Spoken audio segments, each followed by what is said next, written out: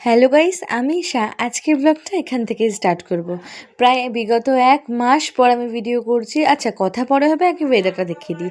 এই যে শীতের শেষে আর এই গরমের শুরুতে, এবং ওই যে দুর্গাপুজোর সময় শীতের শুরুতে গরমের শেষে এই যে ওয়েদারগুলো হয়, এত সুন্দর হয়, আমার এত ভালো লাগে কি বলবো।